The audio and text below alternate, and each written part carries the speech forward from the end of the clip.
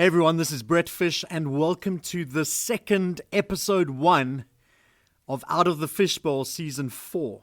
The second episode 1, what does that mean? That sounds a little bit complicated, a little bit contradictory. Well, let me tell you this. I recorded an episode titled The Passion of the Fish, which was going to be episode 1 of season 4. I'm so excited to be back doing season 4, and so I recorded that episode and it just felt pretty flat. I was finished and I was like, oh, that doesn't feel like a good start to a season of podcasting. And I looked back at each of my other seasons, and season 1 I had pineapple on pizza, which is obviously the most controversial conversation to dive into. Season 2 had the define line, which asked that question about can we be defined by the very worst or even the very best thing that we've ever done.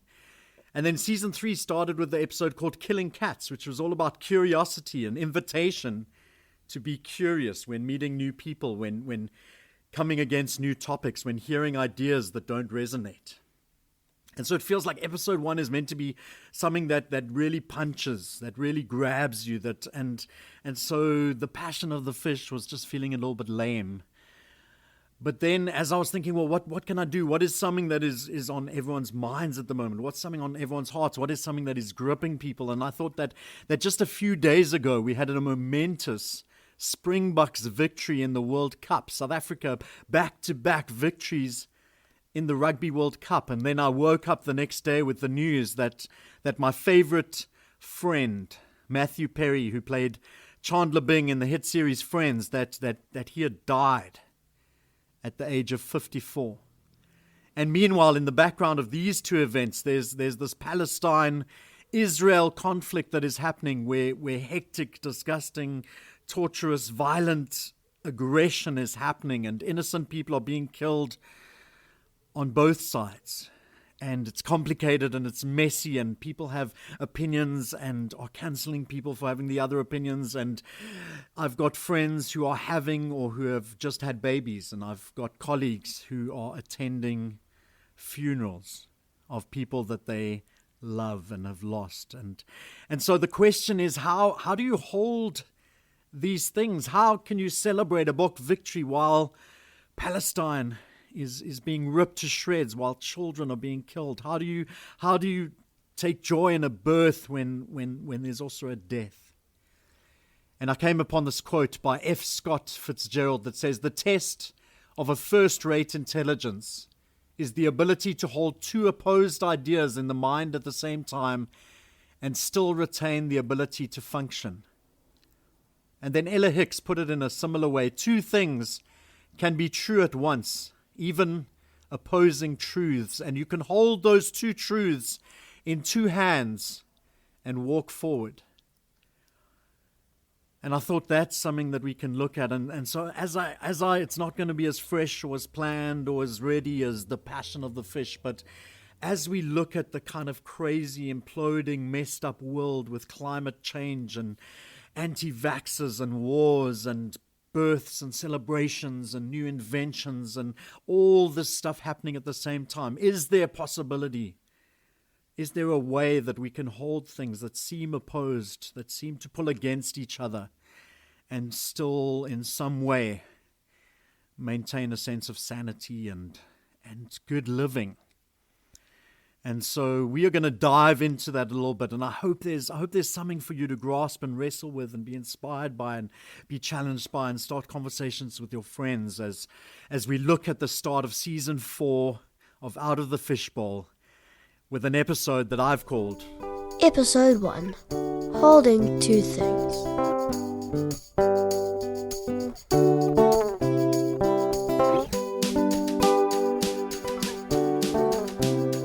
Now, before we jump into the topic of this episode, I just want to say that I'm super excited and amped about some of the conversations that I want to be having with you this season. And even though I have decided to totally disregard my plan for the first episode, I've got some exciting topics that I'm really looking to engage on you with, and I hope they'll get you thinking and challenged and excited and inspired and all that kind of thing. And if you are listening for the first time, I want to say thank you for finding me, thank you for discovering this, but there are 3 seasons of Out of the Fishbowl to go and discover, and so if this is your first episode, make sure you subscribe and then go back and see what else is out there and do some catching up. There are some exciting episodes to listen to. And people have asked, why Out of the Fishbowl?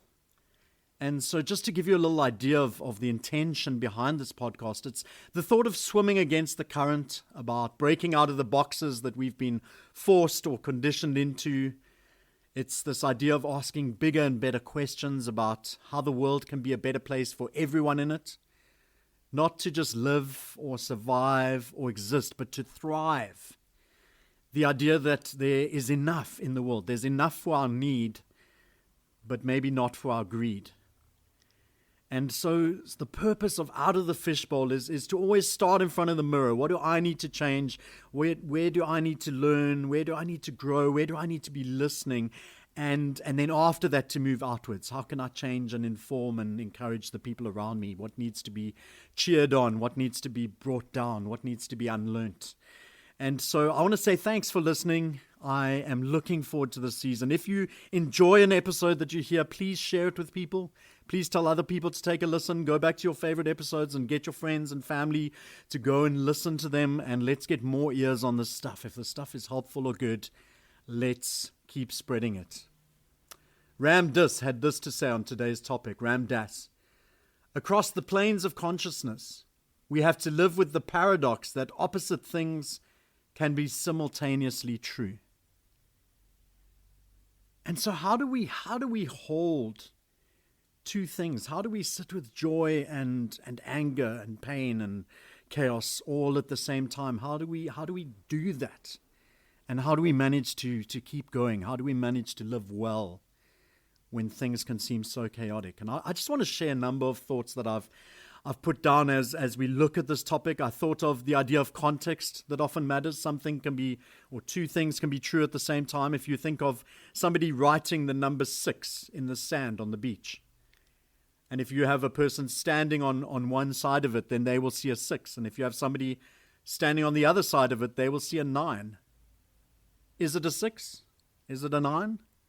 It depends on the context. It is a 6. It is a 9. Depends which side you're standing on. We think of that picture that we've all seen of the rabbit or the duck. And if you look at it a certain way, you can see a rabbit. If you tilt your eyes another way, you can see a duck. Is it a rabbit? Is it a duck? Both are true at the same time. And yet you can only kind of focus on one thing. We had that huge internet sensation a number of years ago. Is it a blue dress? Is it a black dress? And different people saw different things from the same picture. There's illusions that make us think certain things. There's ways that our minds have been programmed. There's suggestion. And often context is helpful. But the big question that really has been gripping me, and it was on Twitter earlier today where somebody was saying, okay, Matthew Perry has died, we're all very sad, but there are still children in Palestine whose lives are being ripped apart.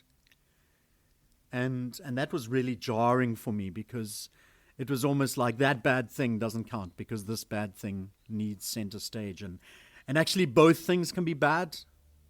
And both things can make us feel, and both things can require a response from us at the same time. And often, in the complexity of life, we are dealing with a number of things at the same time. Our lives aren't generally all happy or all sad.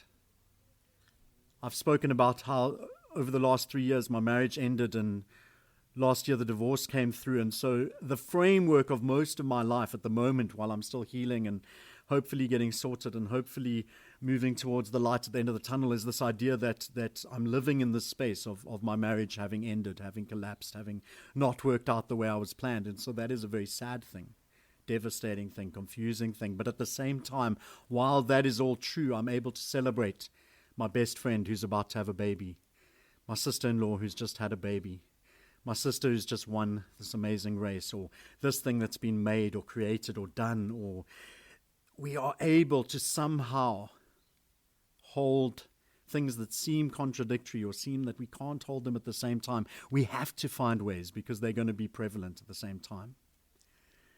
And it made me think of this one story from the Bible. As you know, I'm a follower of Jesus, and so informed by stories of the Bible. And there's a story where Peter, one of the disciples of Jesus, is in jail. And there's this miraculous story. An angel pitches up and the chains come off his hands and the gates are opened and Peter is released from prison. And he goes to the house where the people are praying for him to be released, and he knocks on the door, and the woman who opens the door slams it in his face because she doesn't recognize him, or she's not expecting the prayers to be answered or whatever. But for me, it was always this idea of what happened at church on Sunday. And I know that they didn't do church on Sunday, so what happened at synagogue on Saturday or whenever it was. So the story of Peter's miraculous escape can be found in the book of Acts, chapter 12. And the title is Peter's Miraculous Escape from Prison. And yet, if you go look at the beginning of that chapter that talks about this amazing story of this miracle that happened for Peter to escape, it says this: "It was about this time that King Herod arrested some who belonged to the church, intending to persecute them. He had James, the brother of John, put to death with the sword." And so I've always wondered about that story, about the gathering of Christians or the followers of Jesus, and they're all celebrating this amazing miracle that has happened. Peter's been freed from jail. He should have died, and he's okay and everything. And you look there in the corner, you see James's mom, another disciple of Jesus. And she's just sitting there quietly mourning, crying, weeping. And you start to wonder about this early church in that moment, because at the same time, the God that had done this huge, great miracle that had set Peter free was the same God that had allowed James to die in a very gruesome way.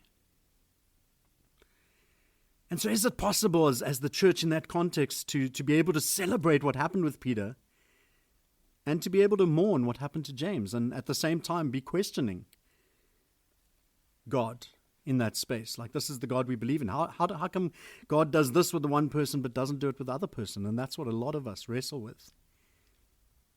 And it's good to ask those kind of questions.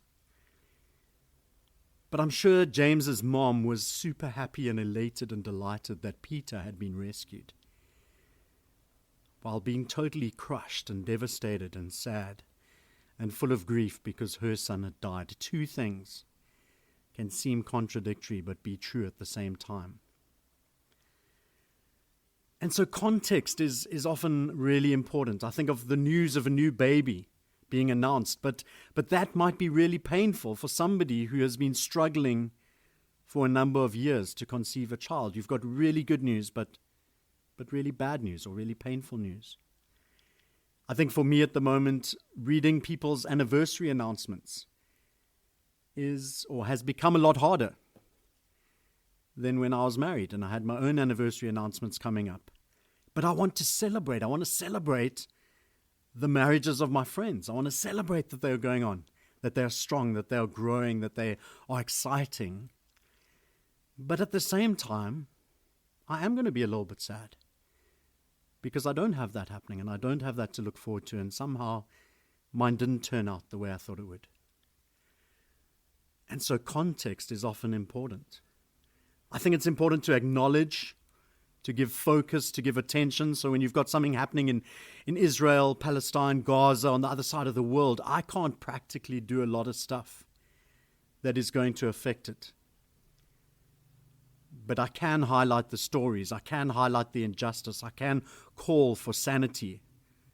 I can call for a ceasefire. I can highlight the lives of people of innocence that are being killed, regardless of which side they're on.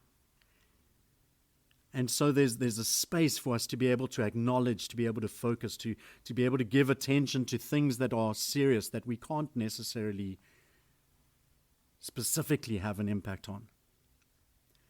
And at the same time, even as far as those kind of things are concerned, I think there's time for grace, that we can't all care as much about all of the things. And so often if you are raising the Palestine-Israel stuff, then somebody will say, oh, what about what's been happening in the Congo?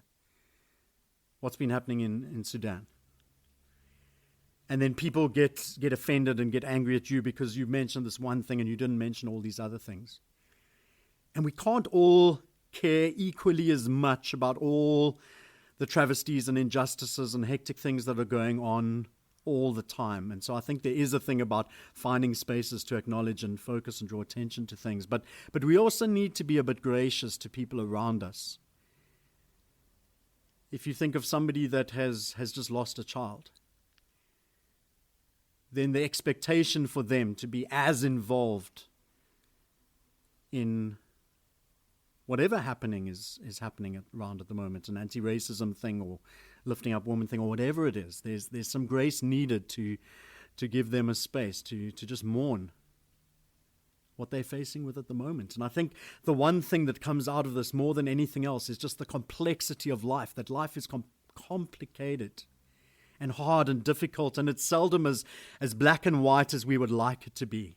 Those side of the goodies and those side of the baddies, when often there's politics and greed and history and religion and culture and things that go back for decades and centuries, and it is messy and complicated.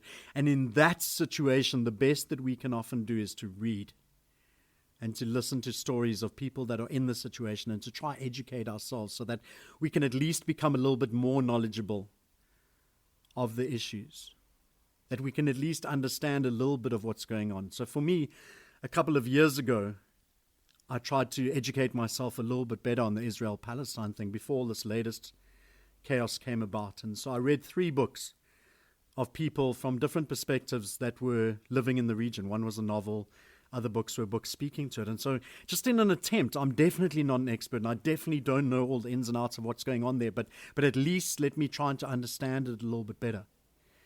The race stuff in South Africa, I'm living here. It is key to everything that goes on here. At least let me be reading things like How Can Man Die Better? The story of Robert Sobukwe, I Write What I Like, Steve Biko, other newer things that are being written by younger leaders. Let me try and understand the political beliefs of other parties instead of just purely dismissing them. Let me understand who they're about and what they're for. And so I think that's the essence of what I want to say, that these things are complicated, these things are tricky. Sometimes in life you are holding things that are so big they just want to break you and crush you, and you just want to hide away and never come out again. But at the same time, there's a celebration, there's a birth, there's an achievement, there's a sports victory, there's something that just makes you want to be happy, just makes you want to celebrate and jump and scream and shout, and just for a moment be able to lean into that. And I think it's possible to somehow find ways to do both of these at the same time. And I think my advice when everything just feels so overwhelming is to do one thing that you can do to make the world better, or to make the life of someone you know a little bit better. Maybe it's a voice note, maybe it's a phone call, maybe it's sending a couple on a date night, maybe it's offering to babysit for a couple of a new child so that they can go out and just have some time and find their lives again. Or maybe even a stranger. Maybe it's paying the groceries of the person ahead of you at the till. Maybe it's paying for the ticket of the person trying to get out of parking in front of you. But do something right now that you can do. Do something that is in front of you. Do something that is possible to do that makes the world one bit better. Get involved in volunteering in an organization that changes the lives of people. Get involved in donating regularly to an organization that is doing good work. There's so much stuff, but while the big things are important and we need to try and understand and figure them out and do what we can with them, at least let's be doing the things that we can do. And I want to encourage you as this episode ends to do something right now. Maybe it's just a voice note to a friend. Maybe it's an encouragement. Maybe it's sending something that you know will lift someone. But do it right now. Don't wait. Don't put it off. And as you continue through life, you'll find that we are going to be holding these two things together. And let's remember the words of Ella Hicks. Two things can be true at once, even opposing truths. And you can hold those two truths in two hands and walk forward. Let's keep walking forward. Let's find ways in community of holding the hands of those that are really struggling, even while we're celebrating. And being able to find people that will do the same for us when things are tough. The world is not an easy place to live in right now. But we have the means to make it a little bit easier. In our space, in our community, in our family, in our friend group, in our society, we can make it a bit easier and a bit better We can cut down some of those contradictions. We can stand up and protest when necessary. We need to get involved. We need to actively be part of the change we want to see around us. And so I hope that's given you something to think about. I hope that we will just pause a little bit more and slow down a little bit before we start judging people around us, before we get hectic on people that aren't as concerned about the things that we are concerned about, before we rush in and judge and dismiss and all that kind of thing, and just try to listen and try to wonder, try to be curious about what else might be going on. And let's be more sensitive to the people around us, but let's not sit on the back foot and do nothing. Let's continue to do little things with great love, and hopefully those will grow into greater things that will change the world around us. This has been Out of the Fishbowl. I'm Brett Anderson. Keep listening. Share this with other people you know that might need to hear it right now. Please subscribe, and let's continue to do our little bit, to jump out of that fishbowl and to find a current that feels good and healthy and full of justice and full of love, and help sweep other people up in that. Thank you.